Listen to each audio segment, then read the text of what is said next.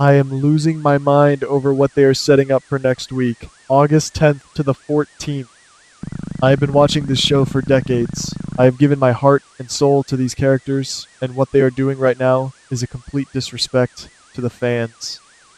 We need to talk about Jason Morgan, because if you honestly believed for one single second that he was actually going to leave the underworld and live a quiet, peaceful life, you were fooling yourselves. Am I the only one losing my mind over this? Jason is not walking away from the mob. He is sinking deeper into the mud, and it is a heart-wrenching betrayal of the promise he just made to his son, Danny. My intuition is screaming that Jason is secretly teaming up with Britt. Yes, Britt. After he discovers that she has been hiding the true identity of Cassius all this time, you would think he would absolutely explode, right?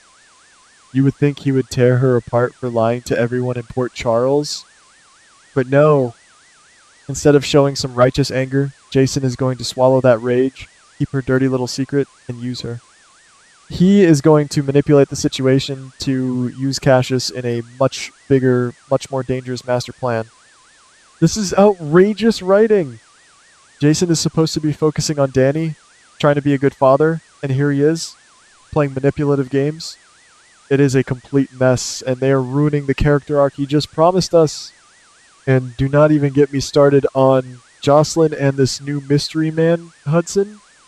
We have all been sitting here thinking that Josslyn was going to put on her detective hat and make Hudson her primary investigation target. We thought she was going to expose him! But guess what, ladies? The writers are flipping the script in the most unbelievable way. Hudson is not the villain we thought he was. He is an undercover WSB agent. And why is he here? He is secretly protecting Josslyn from a massive, twisted conspiracy within the WSB itself. Can you believe this? Instead of confronting him and taking him down, Josslyn and Hudson are going to be forced to team up. They're going to have to work together to survive, turning from enemies into partners. I am exhausted by these constant spy games. We just want normal family drama, not this endless WSB nonsense that makes absolutely no sense. Now, let us move on to Ava Jerome, because my blood pressure is skyrocketing just thinking about her. We all saw Valentine trying to cozy up to her, hoping to build this grand, powerful alliance to take down their enemies. But Ava is going to reject him flat out. She is going to refuse his alliance, and instead, she is going to do the unthinkable. Ava is going to unexpectedly join forces with Sonny.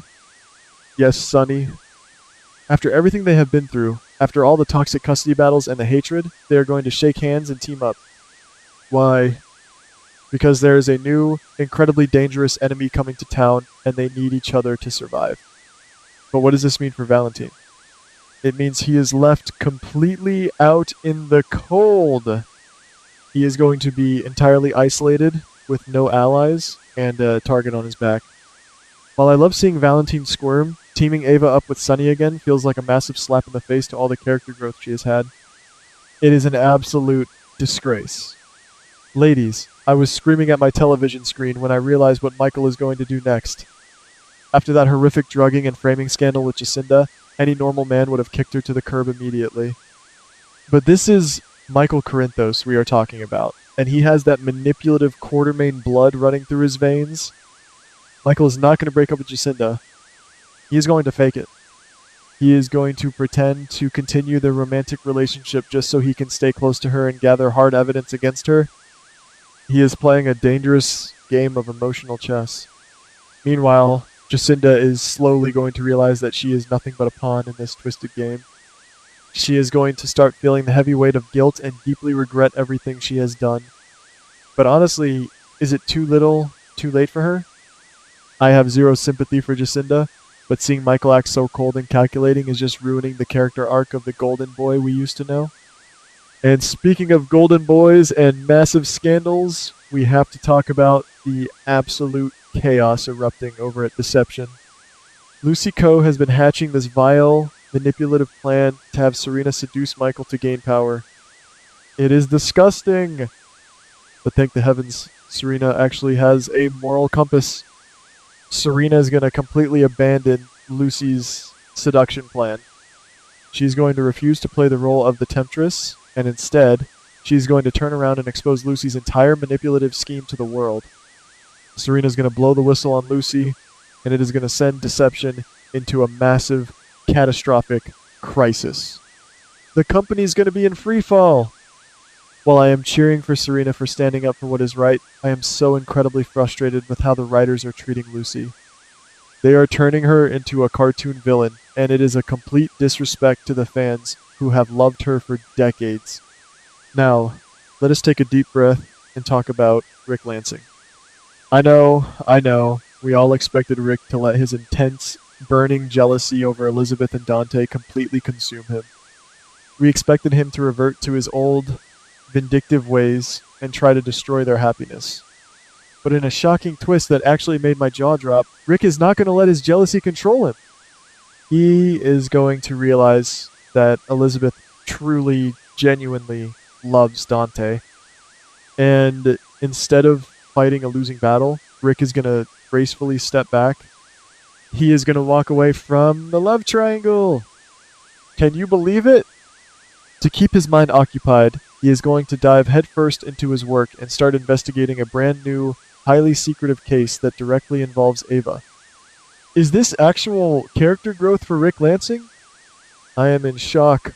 Ladies, I do not know whether to applaud the writers for finally letting him mature or scream because I wanted the dramatic showdown. But hold on to your hats, my dear friends, because the situation with Laura and Kevin is breaking my heart into a million pieces. We all heard the terrifying rumors that Laura was going to return from Ireland with news of a devastating divorce. We thought Kevin had found someone else. But the truth is so much darker and so much more complicated. Laura is not bringing back divorce papers because of an affair. She is going to discover that Kevin is secretly investigating a highly dangerous, lethal organization. To protect Laura and their entire family from being targeted by these ruthless criminals, they have to fake a separation. They have to pretend their marriage is over so the villains will not come after Laura. This is a heart-wrenching betrayal of our emotions. Why can the writers never just let Laura and Kevin be happy? Why must they constantly put their legendary love story through the ringer? It is an absolute mess, and I am crying just thinking about the pain Laura has to pretend to feel. And finally, we have to discuss the explosive fallout from Curtis's trial, because the drama with Isaiah, Jordan, and Portia is reaching a boiling point. Everyone thought Isaiah was going to be the villain, the center of all the harsh criticism after the trial. But a brand new surprise witness is going to step forward. This witness is going to prove, without a shadow of a doubt, that Isaiah actually tried to save Jordan during the horrific accident. This revelation is going to completely restore Isaiah's honor and clear his name. It is going to open the door for a massive emotional reconciliation between him and Curtis. After all the fighting and the threats, they might actually bury the hatchet. But the story does not end there, ladies. Portia is not just going to receive this good news and live happily ever after. Oh no. Portia's going to unexpectedly discover that Isaiah is holding on to a massive, earth-shattering secret. This is a secret so big, so profound, that it has the power to change the entire scope of the case. It is a long-hidden truth that is going to force half the residents of Port Charles to face a reality they have been desperate to keep buried. I am shaking just thinking about what this secret could be. Are we talking about a hidden paternity? A covered-up crime from decades ago? The anticipation is literally killing me. I am utterly exhausted by these writers, but I cannot look away. We are in for a wild ride next week, ladies, and I honestly do not know if my heart can take it. Let me know in the comments if you are as furious and excited as I am, because I am officially losing control over this show.